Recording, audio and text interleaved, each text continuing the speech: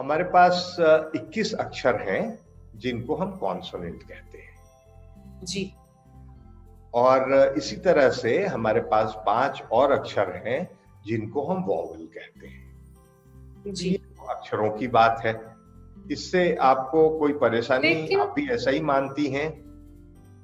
बिल्कुल, मैं मानती हूँ कि 21 टोटल 26 लेटर है, उसमें 21 कॉन्सोनेंट है, 5 है, लेकिन यहाँ पे जो आपने जैसे इसको मेंशन किया है, उसमें शायद मुझे लग रहा है कि हम कॉन्सोनेंट कहते हैं या वावल, 5 लेटर्स को वावल कहते हैं। ये आप इस तरफ इशारा करना चाह रहे हैं कि 21 लेटर्स को आप कॉन्सोनेंट कह रहे हैं, तो ऐसा क्यों सर? हम तो उसको कॉन्सोनेंट ही जानते हैं कि 21 जो लेटर्स हैं वो कॉन्सोनेंट है और 5 जो लेटर्स हैं वो वावल्स है, उसको कहते हैं। इसमें कुछ डाउट है या कुछ, वो थोड़ा समझना चाहती हूँ। ये मैं आपसे भी और शिक्षक साथियों से भी शेयर करना चाहूंगा और ये काफी महत्वपूर्ण बात है हमारे लिए समझने के लिए भी। और फिर आगे जब हम अंग्रेजी भाषा पे शिक्षक के तौर पे बच्चों के साथ काम करते हैं तो उस दौरान भी हमारे काम आता है कि ये देखिए, ये 21 लेटर्स हैं। इन लेटर्स को अगर मैं कह दूं कि दे आर कॉन्सोनेंट्स तो ये सही नहीं होगा, क्योंकि स्वर और व्यंजन जो हैं वो अक्षर नहीं होते, वो ध्वनियां होती हैं।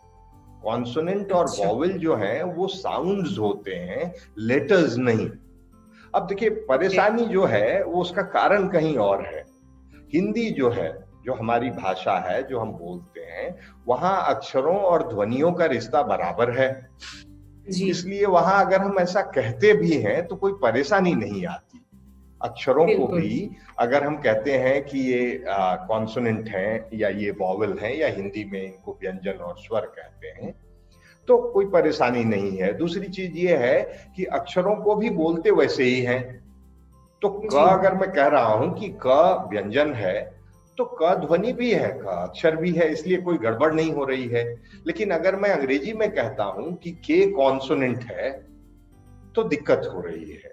क कॉन्सोनेंट है, के कॉन्सोनेंट नहीं है।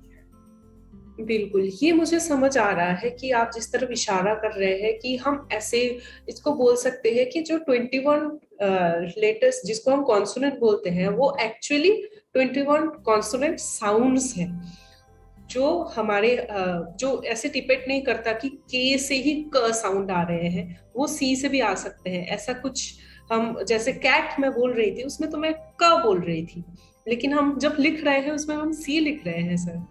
जी, तो इसी तरफ मैं इशारा कर रहा हूं। तो दाइबी, अब आप अगर देखेंगे तो जो पहले और दूसरे स्लाइड पे हमने सवाल आपसे और शिक्षकों से भी पूछा था, जिसका बहुत सारे लोगों ने सही जवाब दिया, कुछ लोगों की राय थोड़ी अलग भी थी।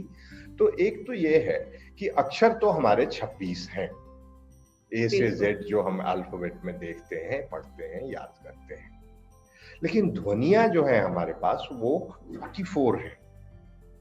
So we have 26 letters and 44 sounds in English. मैं अंग्रेजी भाषा की बात कर रहा हूं, किसी और भाषा में ये संख्या अलग होती है। जरूरी नहीं है कि सारी भाषाओं में एक सी हो। बिल्कुल, तो सर यहाँ पे तो मुझे लग रहा है कि अगर 26 लेटर्स है उनके ऑलमोस्ट डबल साउंड्स निकलते हैं, तो इसमें बहुत सारे कंफ्यूजन तो जरूर होते होंगे। तो इस परेशानी से आप भी परिचित होंगे और हमारे सारे शिक्षक साथी परिचित हैं।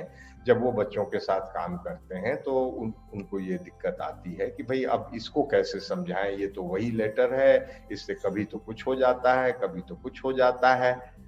तो ये परेशानी तो आती है और इसीलिए इस मुद्दे पे बातचीत करना और इसको समझना विस्तार से जरूरी है, ताकि इसकी ठीक समझ हो और फिर उसके अकॉर्डिंगली हम अपनी टीचिंग प्लान, अपनी योजना बना सकें कि भाई बच्चों की कैसे मदद करें, क्या करें, क्या तरीके होंगे। तो दैवी, अगर आगे चलें कि ये 26-44 का, खास करके 44 का, अब आप ये देखें कि हम 24 कॉन्सोनेंट साउंड्स हमारे पास है, लेकिन कॉन्सोनेंट अक्षर हमारे पास 21 हैं। बिल्कुल, क्योंकि 21 और 5 का बंटवारा है 26 में। तो अब आप ये देखें कि हम अब अगर कह रहे हैं कि 21 कॉन्सोनेंट हैं हमारे पास, तो एक्चुअली हम 3 कॉन्सोनेंट को छोड़ दे रहे हैं, क्योंकि कॉन्सोनेंट तो हमारे पास 24 हैं जी और ये 21 से ही हम उनको रिप्रेजेंट करते हैं। बिल्कुल। और इसीलिए एक कॉन्सोनेंट से एक से ज्यादा ध्वनि निकालने की जरूरत पड़ेगी आपको, क्योंकि अगर ये 21-21 होते तब तो हर ध्वनि के लिए, हर साउंड के लिए एक लेटर हो जाता। लेकिन चूंकि ये 21 और 24 है, तो कुछ तो आपको करना पड़ेगा, ऐसी डुप्लीकेसी करनी पड़ेगी कि एक ही अक्षर से एक से अधिक ध्वनि निकले। बिल्कुल, ये तो मुझे सर सच में ही रहस्य लग रहा है कि ऐसा कुछ कुछ हम जब पढ़ते हैं, कोई भी शब्द हम पढ़ रहे हैं, बोल रहे हैं, तब इस तरीके के बहुत सारे शब्द हमारे पास आते भी होंगे कि हम सेम लेटर से अलग अलग ध्वनियां बता रहे हैं। जैसे कुछ कुछ मुझे याद भी आ रहे हैं कि सी को बहुत कंफ्यूजन हमारे पास हमारा होता था, खास करके मैं जब पढ़ती थी उस टाइम पे मैं सी को श बोलूं या कभी वो च हो जा रहा है, या कुछ ऐसे अलग अलग कंफ्यूजन हो जाता था सर। तो वहां से मैं अभी यहाँ पे रिलेट कर पा रही हूँ कि क्योंकि वहां पे 21 लेटर है, 24 कॉन्सोनेंट साउंड्स है, तो वहां से मेरा ये कंफ्यूजन होता। एक और कंफ्यूजन सर मैं पूछना चाहूंगी कि अक्सर इस तरीके के सवाल बच्चे भी कभी कभी कर लेते हैं, और मैं भी करती थी कि मैं जब PUT पुट बोल रही हूँ, बट जब मैं BUT बट, तो ऐसे जो पढ़ने के समय जब अंग्रेजी नए नए सीख रहे थे तो ऐसे बट को भी बुट ऐसे बोलती थी, तो ऐसे हमारे शिक्षक तब बोलते थे कि तो दाइबी, ये जो प्रश्न हैं। है आपका, जी ये कॉन्सोनेंट की बजाय वॉवेल का प्रश्न है। तो चलिए एक बार अच्छा देख लेते हैं कि हमारे वॉवेल की क्या स्थिति है। देखिए, अंग्रेजी में हमारे पास वॉवेल 20 है। बिल्कुल क्योंकि हमने ये कहा है कि 44 साउंड्स हैं, तो 24 अगर कॉन्सोनेंट हैं तो बाकी के 20 वॉवेल हैं, और जी उनको रिप्रेजेंट करने के लिए हमारे पास अक्षर, चूंकि 21 को तो हमने कॉन्सोनेंट मान लिया, वो बिल्कुल। कॉन्सोनेंट लेटर्स हैं, तो हम्म। अब 5 ही लेटर बचे हमारे पास, क्योंकि कुल 26 ही हैं। तो इन 5 लेटर्स से ही हम 20 साउंड निकालते हैं, और इसीलिए कभी कभी BUT बट रह जाता है और कभी PUT में यू जो है वो पुट हो जाता है।